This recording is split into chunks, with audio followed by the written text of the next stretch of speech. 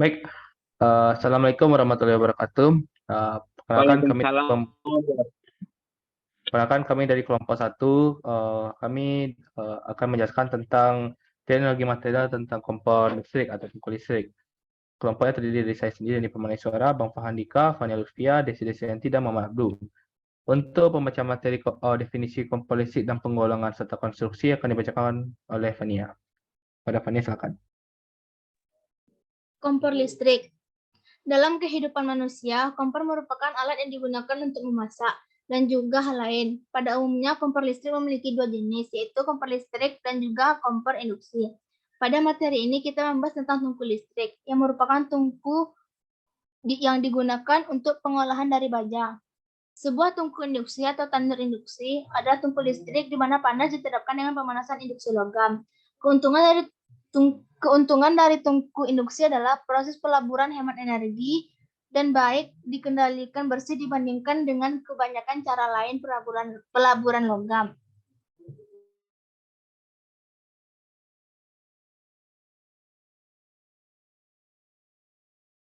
Selanjutnya, tungku listrik memiliki dua penggolongan. Yang pertama, melting furnace atau jenis saluran. Tanur pelaburan yang memiliki dua frekuensi, yaitu yang pertama frekuensi kerja jala-jala, yaitu 50 Hz sampai 60 Hz. Yang kedua frekuensi tinggi, yaitu 150 Hz sampai 10.000 Hz. Yang B, holding furnace atau jenis cross.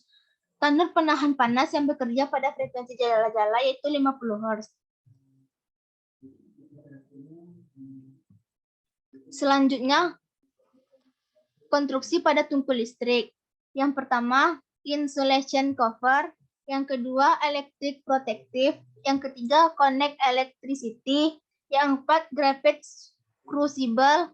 Yang kelima, legging. Yang keenam, aluminium cast anti-radiation aerogel. Yang ketujuh, induction coil. Yang kedelapan, insulating brake. Yang kesembilan, special insulation brake. Yang ke-10, insulation brake. Yang ke-11, asbestos. Selanjutnya saya kembalikan kepada moderator. Baik, terima kasih. Cara kerja dan juga cara kerja akan dibacakan oleh saya sendiri. Baik. Kompor listrik atau tungku listrik memiliki cara kerja yang sendiri. Pertama, lilitan listrik berfrekuensi tinggi sehingga menimbul arus yang induksi dalam lilitan terdiri dari crucible dan isian logam cair. Nilai frekuensi pada tungku induksi dapat mencapai 2000 Hz dan tegangan dapat mencapai 800 volt DC.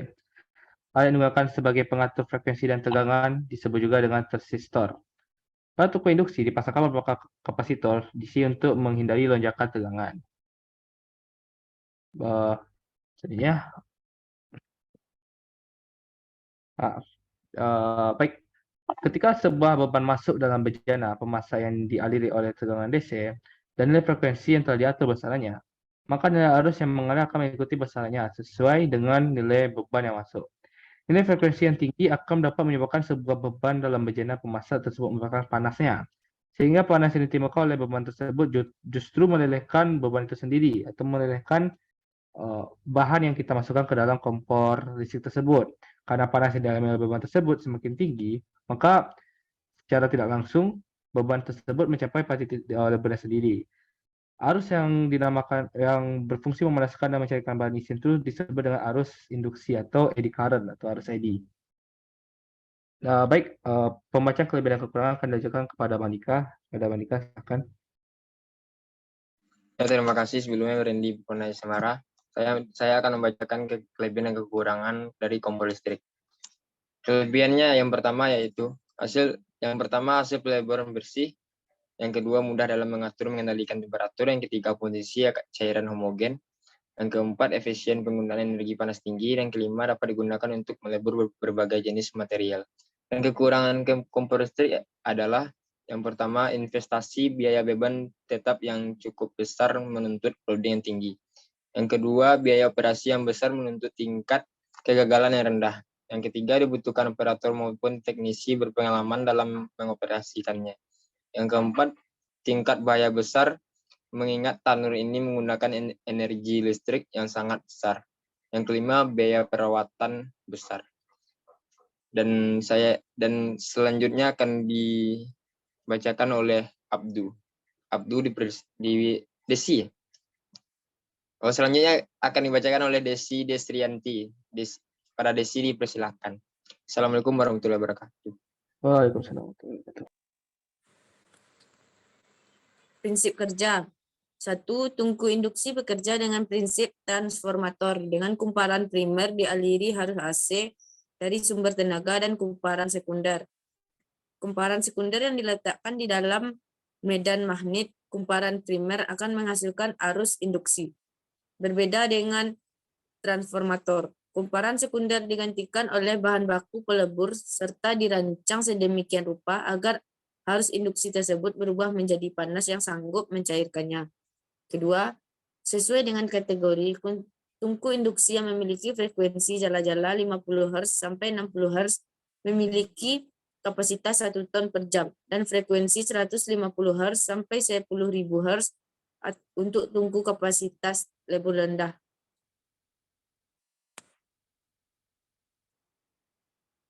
Tiga, pemanasan hanya dilakukan pada bagian saluran cairan. Bahan cair yang panas akan bergerak ke atas, sedangkan bahan cair yang dingin bergerak ke bawah mengisi saluran. Dengan demikian, cairan di dalam tanur akan mengalami sirkulasi.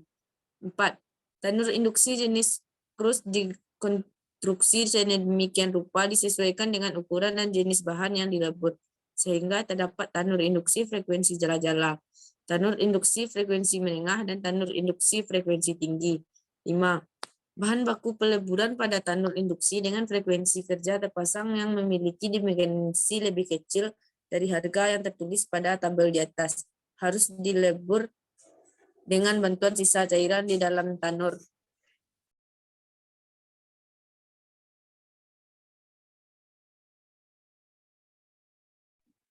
Enam, pada tanur induksi frekuensi jala-jala 50 Hz, mengingat dimensi bahan baku minimumnya sedemikian besar, maka peleburan pertama selalu dimulai dengan bahan berukuran besar sebagai starting block serta selalu disisakan sekurang-kurangnya 1/3 cairan di dalam tanur untuk membantu proses peleburan berikutnya.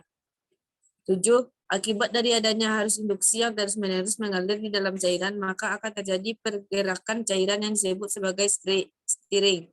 Kualitas dan kuantitas stirring ditentukan oleh tinggi atau rendahnya frekuensi kerja dan jumlah fasa listrik yang digunakan. 8. Sedangkan frekuensi kerja yang semakin rendah akan mengakibatkan stirring secara kualitatif menjadi semakin besar namun kuantitatif sedikit sehingga akan muncul sebagai gejolak cairan. Frekuensi kerja yang semakin tinggi akan mengakibatkan stirring yang terjadi kecil namun merata di setiap bagian dari cairan sehingga cairan akan tampak lebih tenang. Baik, terima kasih Desi. Selanjutnya pembaca pemuatan bahan peleburan serta produk jadi tungku diksi akan dibacakan kepada Abdul. Pada Abdul dipersilakan. Pemuatan bahan peleburan. Proses peleburan dengan tanur induksi akan semakin efisien bila menggunakan bahan baku yang masif, berukuran besar dan kompak. Keuntungan yang diperoleh dari bahan masif adalah: 1. Bahan yang dilewati oleh medan induksi lebih banyak sehingga menghasilkan energi panas yang lebih besar. 2. Permukaan bahan yang bersentuhan dengan udara sedikit sehingga mengurangi efek oksidasi. 3. Bahan homogen dengan komposisi yang serupa sehingga mengurangi faktor kesalahan peramuan. 4. Mengurangi kemungkinan bahan asing dan kotoran ikut terbawa pada saat pemuatan sehingga lebih dapat mengalami pencapaian komposisi yang dikehendaki serta mengurangi terak ataupun bahaya lain yang ditimbulkannya. Contoh produk dari tungku listrik. 1. Alat makan. 2. Patung. 3. Atap gedung. 4. Pajangan dinding. 5. Cermin. 6. Cincin. 7. Vas bunga. 8. Guci. 9. Kalung. Dan 10. Pisau. Dan selanjutnya akan saya kembalikan kepada moderator. Baik, terima kasih pada Abdul.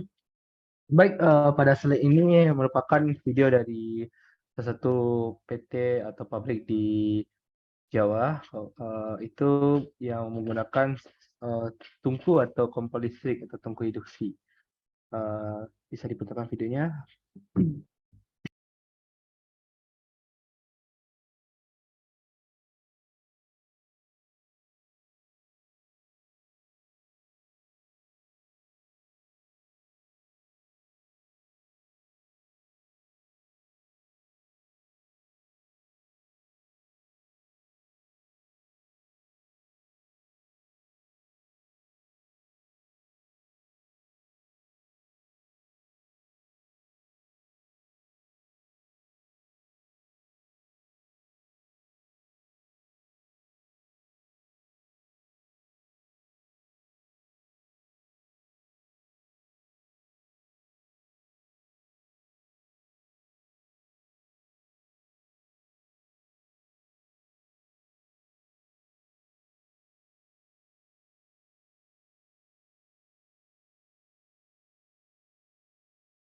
Dari video ini bisa kita lihat bagaimana cara seseorang sedang bekerja memasukkan bahan-bahan ke dalam kompor induksi tersebut.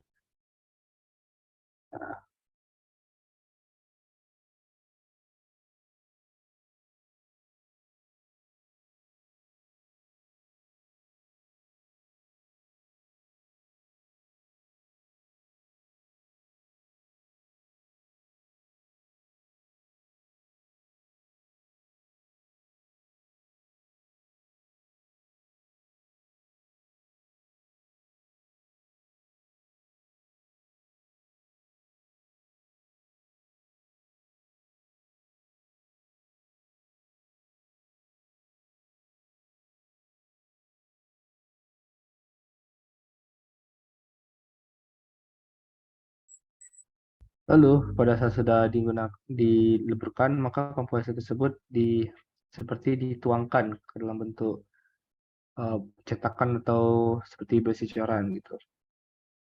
Saya sudah lihat di video di sini.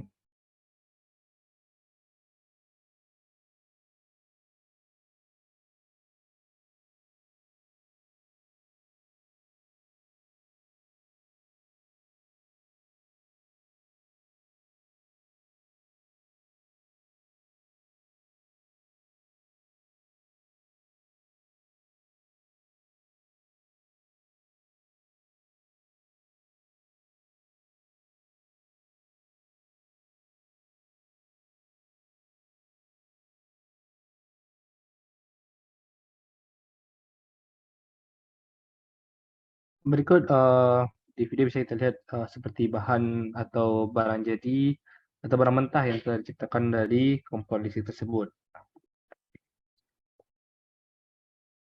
Pada sini inilah yang saya jelaskan tadi, itu di mana kompor tersebut menuangkan isi dari peleburannya ke dalam suatu kayak tangki yang akan dibawa keluar dan juga akan diolah.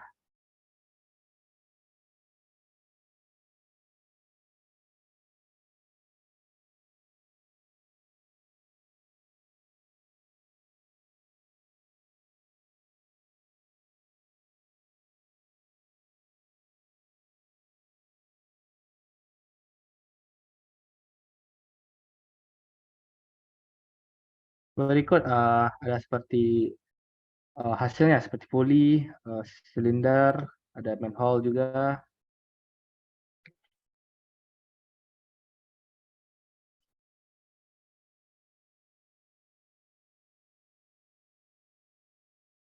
Baik, mungkin sampai di situ saja hasil presentasi kami tentang kompor atau tungku induksi.